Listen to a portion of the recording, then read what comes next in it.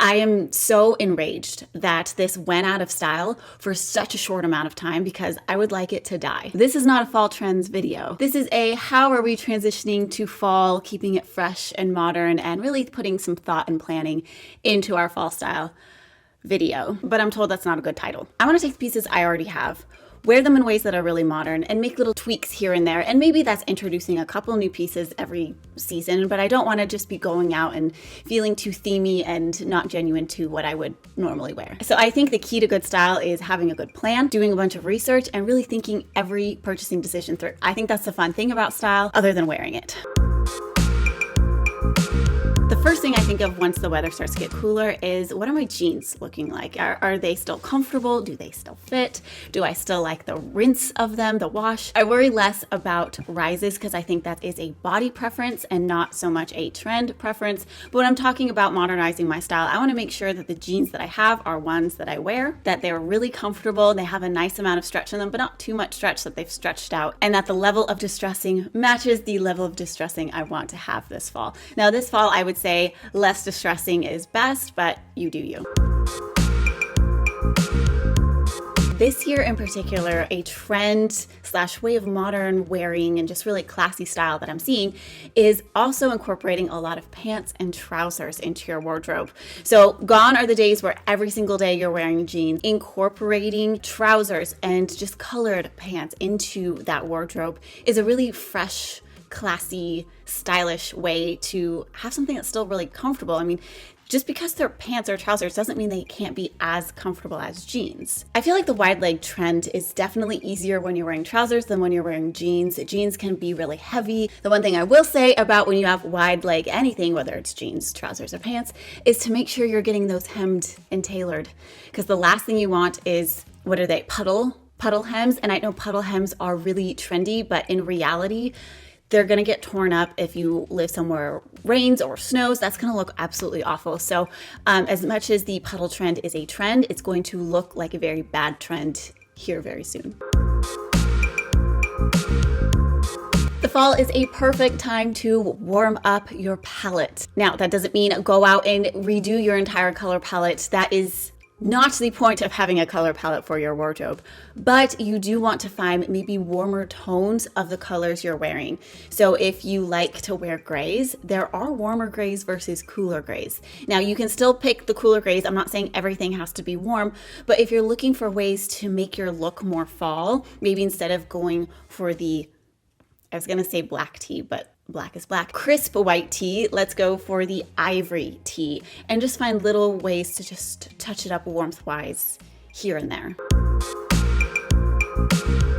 With that too, I'm also going to recommend adding textures into your wardrobe and into your color palettes. So getting that gray in a wool texture or a boucle or something fuzzy or a teddy bear. There's so many beautiful textures that come out in fall. So making sure you have some good textures that you can start pulling from. You know, my personal theory on why plaid is so popular during fall is because of the illusion of texture that it gives. And it's also my theory on why certain plaids just look better and more modern and stylish than others. Some plaids can look really flat and some just look really deep and textured and just cozy. Those are the ones I feel like we're most attracted to, and I think we're attracted to the texture, not so much the plaid. The plaid is fun, it's easy to match. Plaid is great, there's nothing wrong with plaid, but I think we more so like the texture. Along with the wide leg and trouser trend, I think we're just seeing a more dressier trend feel in general. And so with that, we're seeing a lot more shirts and button up or button down. Are they button up or button down? Which way do you button? Let me know in the comments below. Do you button down or do you button up? Button down shirts and blouses, they create that stylish texture, easygoing feel that's still really dressed up and classy. And again, blouses and button down shirts tend to have texture. This is a linen button down and we have a lot of texture coming through that still works really well in the fall. Chambray shirts are another great example of a really textured, kind of denim-y looking button up that has structure and thought behind it, but it's as easy, almost as easy, I guess there's a few steps than a t-shirt, but it's pretty much just as easy as putting on a t-shirt as putting on a really comfortable button up. I think really comfortable button ups, really comfortable being the key word, is where that texture comes in. If they're too stiff or they're too formal feeling, it just doesn't have that effortless flow that we're looking for in our style. This is a trend that comes in and out of style every, I don't know, I'm gonna say 10 years, but I have no idea if that's correct. And it's one that I really love. And then when it goes out of style, I always give it away because I'm like, I'm so sick of seeing this trend. But I deep down really love it. And I just need to just buy one and call it good. The puffer vest. And I would say buy it now because the good ones are gonna go quick, and then there's probably gonna be some restocking issues because that's just the trend of the last few years. I would look for one in a classic color, so one that is definitely going to fit all of the colors in your color palette in your wardrobe. Not one that's cropped. I know cropped puffers are really trendy and in, but it's about looking modern and stylish. So just having a puffer vest in general to me is modern and stylish enough. I don't need to lean into the trend more by adding another trend on top of that. I've done some shopping and we'll be linking the ones I'm showing below. I will be buying one of these myself. I'm just going to really think about and plan what exact color I want because I keep going back and forth. And then my last note, kind of dealing with the upper body and torso, is investing. Again, investing. I don't want a huge collection of something. I want a couple really good pieces that are going to be super versatile. Investing in a few sweaters or a few long sleeve tees and or both. So if you live somewhere where sweaters are like not even a part of the conversation, then I would go for a long sleeve tee. And if you are somewhere where even long sleeve tees aren't a part of the conversation, then go with the sweater. I do think long sleeve tees will work better with a puffer. But again, I don't know where you live. You might live like with penguins. I was just doing an inventory of my own sweaters and most of them just don't survive year after year, maybe 2 years if I'm lucky. But there is one that has survived really well. It is a cashmere sweater at an amazing price. I've talked about it before on my channel. I will link it down below. It's like way better than anniversary sale prices and the quality is just as good. Fall is just my favorite season for so many reasons. That annoyingly rhymed. So for me, it's really important that I'm investing in just a few pieces of shoes that I love and that are super comfortable to wear. So one trend I've been seeing talked a lot about. I am so enraged that this went out of style for such a short amount of time because I would like it to die. There are so many reasons why I hate over-the-knee boots. They never stay up. It's only really skinny models and influencers who are wearing them. And they're crazy expensive because there's so much material. So if you invest in a good pair, you're paying a ton of money for that. And that you have to wear something kind of really short for to show that you're wearing over-the-knee boots in general. I'm really not a fan. What I do like, this is like my over-the-knee boot trend, which is not at all over-the-knee boots, and that's knee-high boots. Like, I don't know why we need to go over the knee. Suddenly all the proportions just like tumble out the window when you do like over the knee. But if you do just at the knee, under the knee, that general vicinity, everything looks good. Everything that you already wear looks good. If you're wearing a pencil skirt, a midi skirt, all of that still works and it will still look modern. It's just gonna look, I'm getting angry about over the knee boots. And that's a weird thing to be angry about. So platform and lug soles. Now those aren't new in general, but here's what I mean when I say that.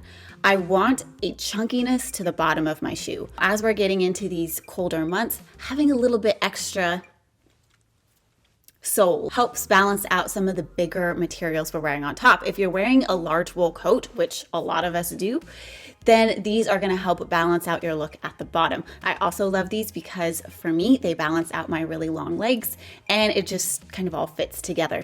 It also really helps because you're wearing more wide leg things. So if we're going to be wearing bigger jackets and if we're going to be wearing wider legs, and we will talk about in future videos on how to wear those and work with those proportions together, it makes sense that our feet take up more of that vertical visual room. And it also helps for puddles. And so instead of going for these loafers, these are the ones I'm replacing because they have holes in the toes now. Instead of going for this really, like, this is a super popular look and it's fine, I want to find one that has a bit more of a sole, bit thicker, and just it's going to be a little bit better, and I think it's going to be a little bit more durable for the type of weather I'm going to be walking around in. See, style can be practical too.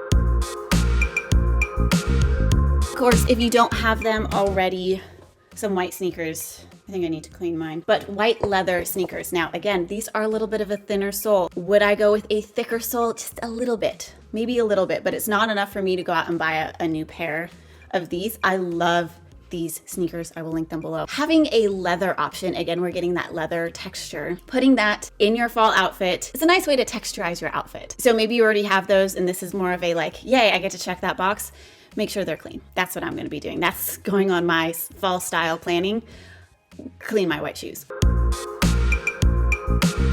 But also a modern way that I've been seeing of wearing belted things. Now, this is not for like your wrap dresses or anything where you actually want to use the belt. But if you have a belt there and you don't want to necessarily tie it, it's more decorative.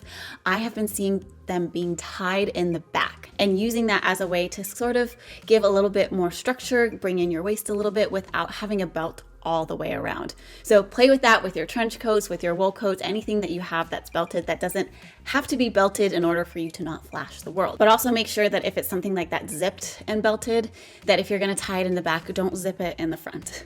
That would look weird. So make sure it's going to be open, tie it in the back, and then let that contrast between your jacket and whatever you're wearing underneath show through. Small announcement if you made it this far through the video. I love you. Thank you so much. Of course, make sure you like, comment, subscribe, those sort of things. But I also do want to announce that I do now have a website, julesbeth.com. You can check it out. It is now in the description box below. There, I'm going to be able to post a lot more style content and things that are smaller that maybe don't need a whole video to talk about, but little things that you might find helpful. So it is still very much a work in progress, but I am really happy that it is up now. It's actually been up for like a month and I just forgot to announce it. Y'all, when I say I've been busy, I've been busy. The last month has been a lot. So I'm sorry. I have some things in place to be able to upload more. I really appreciate your patience while my life just feels like it's completely upside down. So thank you so much. I love you, and I will see you over here in the next video.